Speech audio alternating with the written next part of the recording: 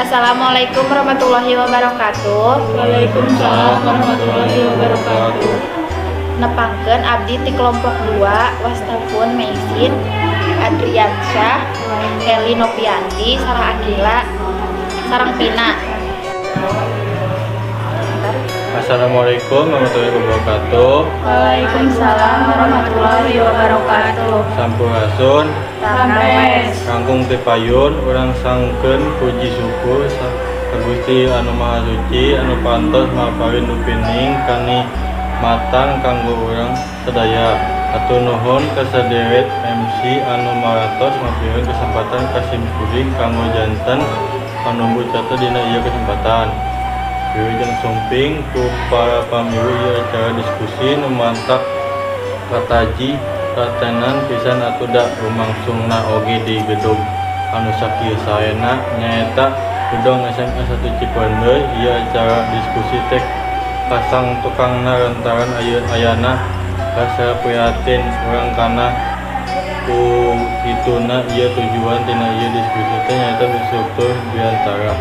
Supados ieu acara diskusi teh rangkung warga parantos cari sasarangan anu di dieu sarasa wios-wios ahli dina bidang biantara nyaeta Ibu Heri sang Ibu Mesin atau Ibu Heri gumul di kantosan Mancen Damar di Minangka dina dinten ieu aranjeunna tos natakeun materi anu bari ci pada nyaeta supados ieu acara kalangsung dina ieu diskusi bingka panjejer dihaturan kanggo midar naon-naon dina baris ari kiun si naon cirani ngunit lumpuh dina sesi tanya jawab dipasirin kesempatan 2 jirengan watosna sarami menit tangtos subadi Ibu Murwa Mang Jejer ngadungikeun padaran anak tataran kanggo pajejer anu kahiji Ibu Heri kanggo ngadungikeun padarana.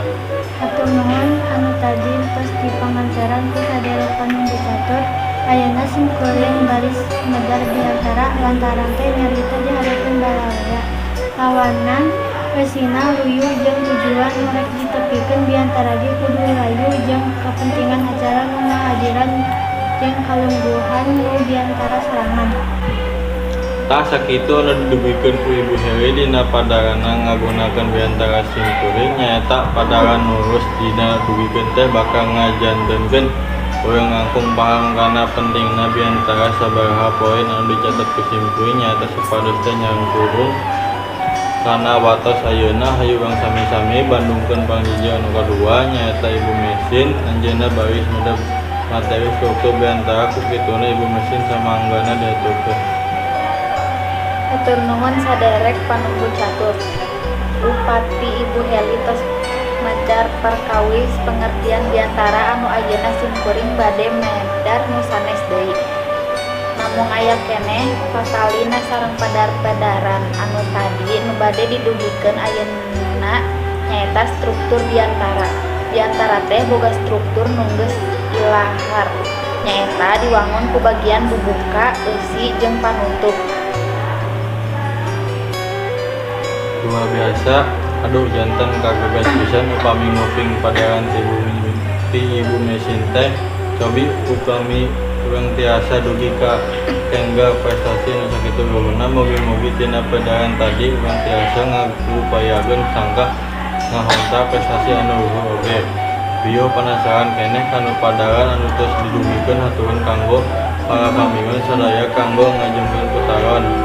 Dina cirangan kahiji urang pasien kanggo nami sareng ti mana asal acan naros lajeng patarasna kada singket anu mundur mangga. Assalamualaikum, simkuring saha Akila ti SMAN 1 Cipeundeuy bade tumaros ka kasana panggigi hiji.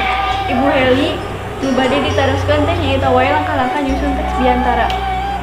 Atur nuhun ka sadaya ti SMA 1 Cipeundeuy patarosna tos dicatet mangga kanggo nu bade naros sarajengna hasarangkeun hayakatan mikurun anu tos disayungkeun di payun. Sampurasun nepangkeun simkuring wastafun Pina ti SMA 1 Cipeundeuy hatur nuhun parantos dipasihan waktos kanggo naros. Simkuring bade naros ka Ibu Mesin kumaha upami nepikeun biantara hade jeung tertib. aya sawatara hal anu kudu diperhatikeun. Atur nuhun kasadaya pina patawasna tos dicatat isi baris di buku ibu mesin nya kumaha sarajengna bade anu naos deui pamit aya urang sami-sami dangukeun wawangan ti Ibu Heli sareng ti Ibu Mesin dupina nu kahiji urang sanggakeun ti Ibu Heli kanggo ngaraga patawasna ti sadaya sara. Tarasan saderek sarate saya pisan enten kieu numutkeun simkuring. Permuris anu diparoskeun teh sadesna langkah-langkah nyusun teks diantara teh aya 4 nyata. 1. Jajarna aktual. 2. Rangkaianna ceuteung. 3. Eusina mundur. 4. Basana hade. Gening tos janten ayeuna mah patawesin ti sadarek sara teh rupina ngawitan urang sadayana. Urang oge janten terang sabada ngadudukeun paran ti Ibu Heli ayeuna kanggo paran pina patawes kali sadaya pina bade ka Ibu Mesin. Sumuhun ieu oge parantos anu saya pisan mung rada benten nu ditaroskeunana. Cobi urang weler ku simkuring geura. Sangkan nepikeun biantara hade jeung tertib aya sawatara hal kudu nu diperhatikeun nyaeta aya 5. Nyaeta sora atawa artikulasi, lantang atawa intonasi, wirahma, nada, pasemun atawa ekspresi atawa minal.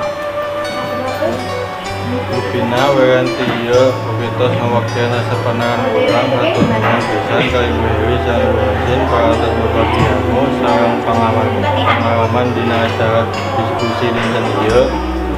Panuhun oge kasanggae kaparan hadirin sadayana utamana kanggo partisipasi nu aktif di acara salami lumangsung ieu. Alhamdulillah rabbil alamin urang sami-sami parantos ngadungikeun padawan anu matak ngahudangkeun rasa semangat sareng percaya diri. Mugia ieu diskusi teh janten sara subuhos jaran supados wawasan urang ngomong jembar. Neda dihapkeun ge aya basa nu pirang mana kana maneh awi wiwit sampeang ngasang sakitu kapitul urang punggeus wae ieu diskusi mangga nyangkeun deui ka panata acara. Wassalamualaikum warahmatullahi wabarakatuh. Waalaikumsalam warahmatullahi wabarakatuh.